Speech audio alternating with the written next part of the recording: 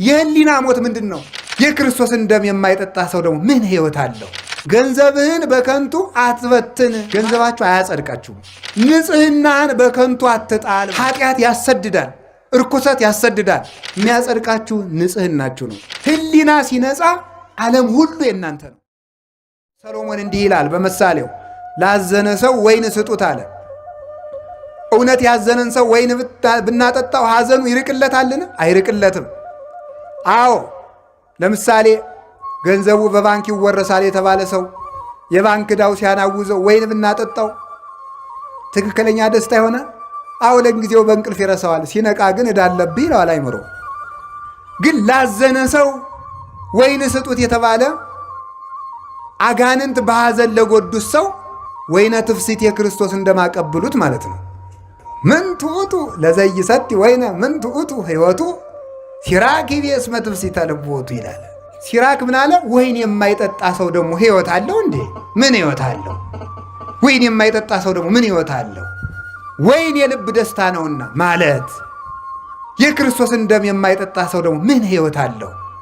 ክርስቶስ ፍስሐ ኩሉ ዓለም ነውና ማለት ነው። ወይን ይፈልቅለት ነበር ማለት የክርስቶስ ደም ከመስቀል ተገኘለት ማለት ነው። ለአዳም ዘይት ከዕፀ ሕይወት ይፈልቅለታል። ዘይት የተባለ ክርስቶስ ነው። ዘይት ቅብ ነው፣ ዝገትን ያረቃል። ዝገተ ኃጢአታችን ወልውሎ ሰንግሎ ከደሙ በፈሰሰ ደሙ ከጎኑ በፈሰሰ ደም ያነጻን ልጆቹ ያደረገን እርሱ ስለሆነ እርሱ ምን ይባላል? ዘይት። መዝሙረ ዳዊት ቅዱስ ዳዊት መዝሙር 22 ላይ ወአጽሐድከ በቅብ ርእስየ፣ ራሴን በዘይት ቀባህ ይላል። ሰውነቴን በልጅነት አከበርካት። የተቀባ ሰው ውበቱ እንደሚመለስለት ሁሉ እንደሚያምርበት በሥላሴ ስም ተጠምቆ ልጅነት ያለው ሰው ውብ ነው። በዚህ ዓለም መልካም ሰው ማየት ከፈለጋችሁ እርሱ ክርስቲያን ነው። መልከኞች የሚባሉት ክርስቲያኖች ናቸው። የመልከኛው የውቡ የክርስቶስ ልጆች ናቸውና እርሱ እንዲህ ተብሎ እንደተነገረለት በመጽሐፍ ይሴኒ ላህዩ እሙሉ ደጓለ እመሕያው፣ የእርሱ ውበቱ መልኩ የክርስቶስ እኮ ነው። መዝሙር 44 ላይ የክርስቶስ መልኩ ከሰው ሁሉ መልክ ይበልጣል። ላህዩ ውበቱ ምን ማለት መሰላችሁ? ላህየ ታምራቱ ላህየ ትምህርቱ ብለው ተርጉሞታል አባቶቻችን።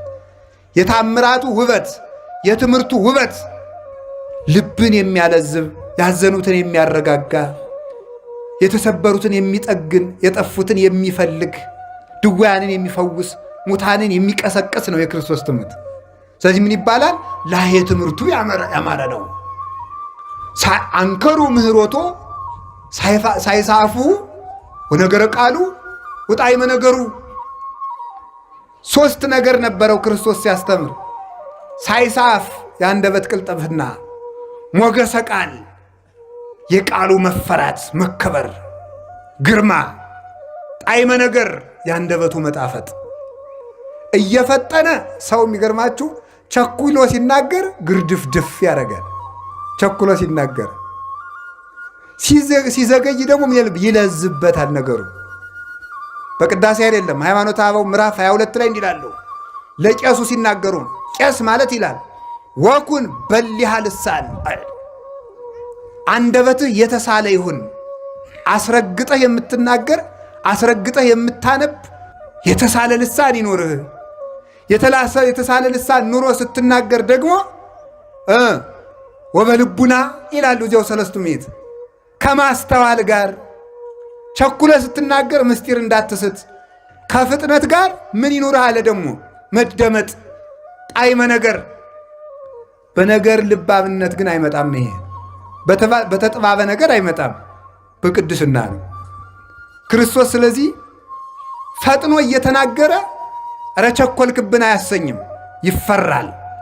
ላህየ ትምህርት አለው፣ ላህየ ታምራት አለው። አዝኖ ይፈውሳል፣ አዝኖ ያስነሳል፣ አዝኖ ያመሳል ማለት ይመግባል፣ አዝኖ ያስተምራል። የቻለውን ሁሉ አይናገርም፣ ያወቀውን ሁሉ አያስተምርም። አዝኖ ነበር የሚያስተምረው። ለማይነገረው አይነገርም። ሐዋርያት አንድ ቀን ሰብስቦ እንዲህ አላቸው። አንድ ትልቅ ምስጢር ሊነግራቸው ፈልጎ በዚያ ሰዓት ግን ያንን መሸከም የሚችል ጆሮ እንደሌላቸው አየና ወብየ ብዙ ነገር ዘነግረክሙ ብዙም ነግራችሁ ነገር ነበረኝ። ወባይቱ ኢትክሉ ይእዜ ጸዊሮቶ ነገር ግን ዛሬ ልትሸከሙት አትችሉም አለ። ጊዜ እያየ ነበር የሚያስተምር። ያወቀው ሁሉ አይሰረግፍም ነበረ። አዛኝ መምህር ነው። ይህን ይዘው ሊቃውንቱ ደግ መምህር፣ ደግ ሐኪም፣ ደግ እረኛ ይሉታል። ደግ አባት ይሉታል። ደግ እረኛ በጎዳለበት ይሄዳል። ክርስቶስም እኛ ወዳለንበት መጣ። ደግ ሐኪም ከቤት ሄዶ ያክማል። ክርስቶስም በቤታችን መጥቶ አዳነን።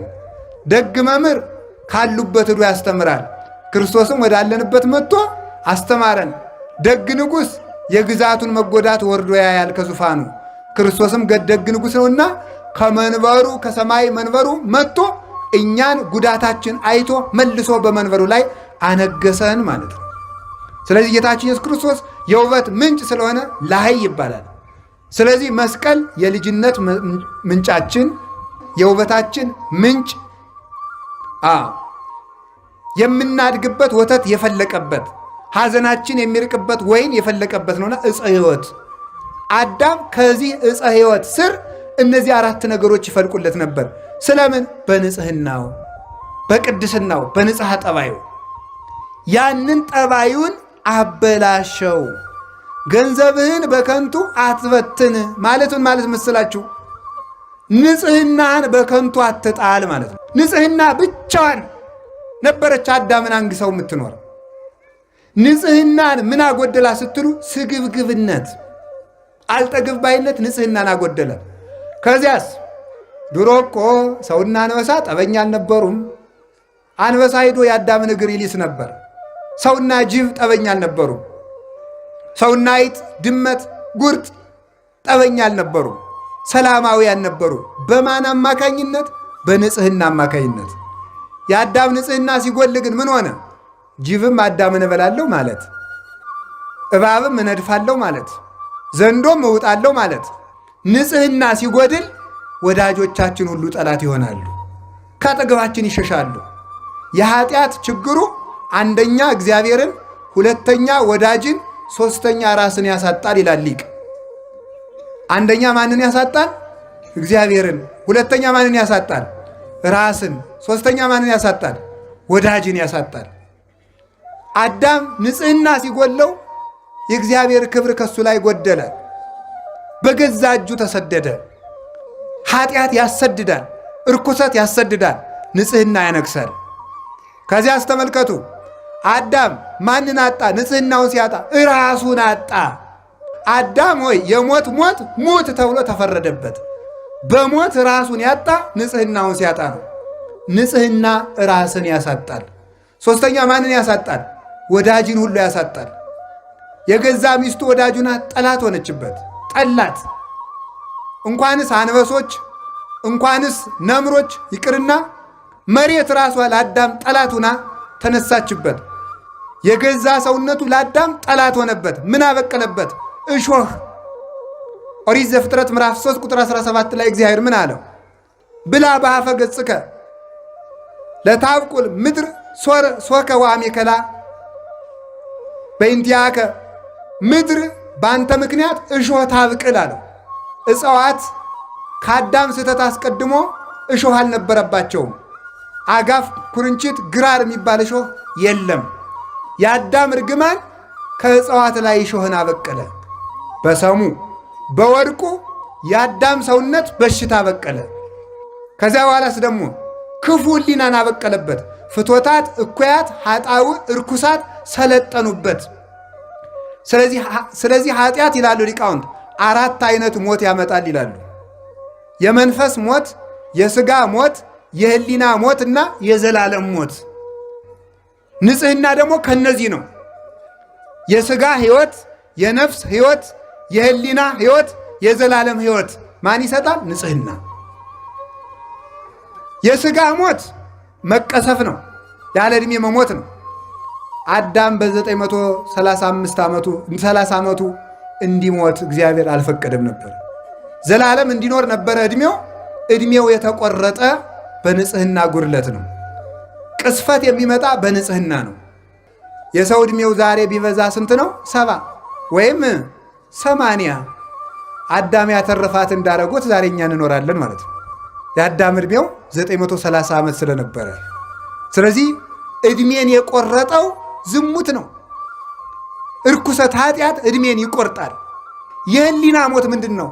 ቀቢጸ ተስፋ፣ ብቸኝነት፣ ኃጢአት በህሊና መውጠት መውረድ፣ መታወክ፣ ሰላም ማጣት፣ እየበሉ መራብ፣ ድካም፣ ምንም እርካታ ቢስ መሆን፣ ደስታን ማጣት፣ ስደተኛ መሆን፣ ከቤት ውስጥ ተቀምጦ መቅበዝበዝ፣ ሀገር ባለበት ከተማ መሃል ተቀምጦ ሰው ሁሉ ሙቶ አልቆ እኛ ብቻችን የቀረን እስኪመስለን ድረስ የብቸኝነት ስሜት መኖር፣ ምድር መጥበብ። አንድ መነኩሴ ጀማሪ መነኩሴ ነው። ገዳም ሂዶ ኃጢአትም ቢያለው ገዳም ገብቶ ኋላ ለአንድ ትልቅ አባት ሂዶ አባቴ ኃጢአትም ቢያለኝ አለው። ይህንን ዓለም ጥለኸው ሂድ አሉት።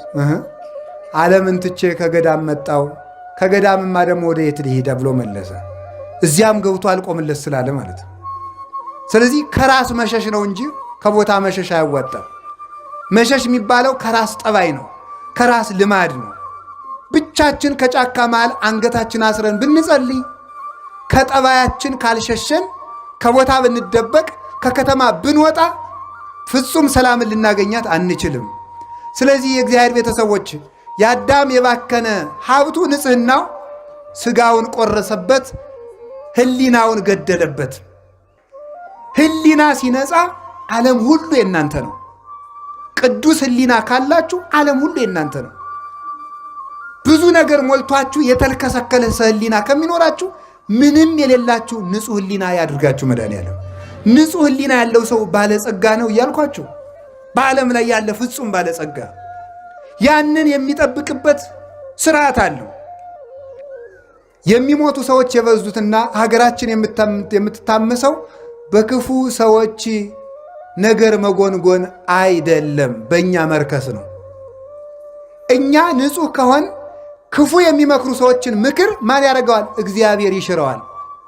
ጠቢብ ውእቱ ዘያረስ ምክረ መካሪያን ተባ ውእቱ ዘያደቅቅ ይላል። ተመልከቱ፣ መዝራዕተ ኃያላን ይላል ኤጲፋንዮስ በቅዳሴው። የመካሪዎችን ምክር የሚሽር የሚያስረሳ እግዚአብሔር ጥበበኛ ነው። ኃይልን የሚያደቅ ነው። የጎደለን ምንድን ነው ካልኳችሁ ንጽሕና። እግዚአብሔር የትም ቦታ ንጽሕና አጥተዋል ነው የምላችሁ። ንጹሕ ከሆን እግዚአብሔር የሰው ችግር የለበትም። እግዚአብሔር በሰራዊት አይዋጋም። እግዚአብሔር ዝምታውም ውጊያ ነው። ግን ቅድስና ይሞላል። ህሊናችን ሙቷል። አሁን እኮ እንዲሁ ዝም ብሎ ተስፋ ቁርጥ ያደርግ እኮ ነው ዝም ብሎ ማለት ነው። አሁን ደግሞ ትንሽ ሀብት ያለው ሰው ምን እንደሚል ንገራቸው። ትንሽ ሀብት ያጠራቀመ ሰው እሳ አባቱ እንደው ትንሽ እንደ መኪናም እንደ ፎቅም እንደው የሞካከረ ሰው የድንጋይ ጥርቅም እኮ ነው። ይሄ እኮ እዛ ሰብስቦ ፈልጌ ሲሉት አባ ጊዜ የለኝም፣ በጣም ብዙ ድርጅት ነው ማኔጅ የማደርገውና የሚያዙኝ ነገር ካለ ብቻ ይደውሉልኝ፣ ስንት ብር ነው የሚፈልጉት ይላል። ብሩን ወርወር አድርጎ ስራውን እየሰራ ሊሞት ማለት ነው። እዚህ መጥተው አይማሩ፣ ትንሽ ሀብት ነካ ካረጋቸው አይማሩ። ቃለ እግዚአብሔር ጌታ ይዋ እኛ ያንተን ቆርቆሮ አይደለም የፈለግነው፣ እኛ የፈለግነው ህሊናህን ነው። እግዚአብሔር የሞተለት አካል ነው ያለ። እኛ የምንፈልገው እናንተን ነው፣ የእናንተን ሻማ። አሁን ጠዋት 21 ሺህ ብር ሰጣችሁ ምን ያለውን ሰጣችሁታል።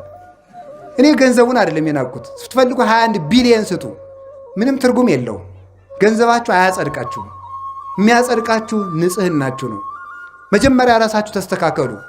ካልሆነ ግን ኃጢአት እየሰራ ለእግዚአብሔር 100 ሺህ ብር ሰርቃ 50 ሺህ ብር ስላመጣ እግዚአብሔር በጉቦ ሊምርህ ነው። እንደዚህ ያለ ነገር የለም። እግዚአብሔር የሚያየው መጀመሪያ ንጽሕና ነው። የእግዚአብሔር የዓይኑ ማረፊያ ንጽሕና ነው።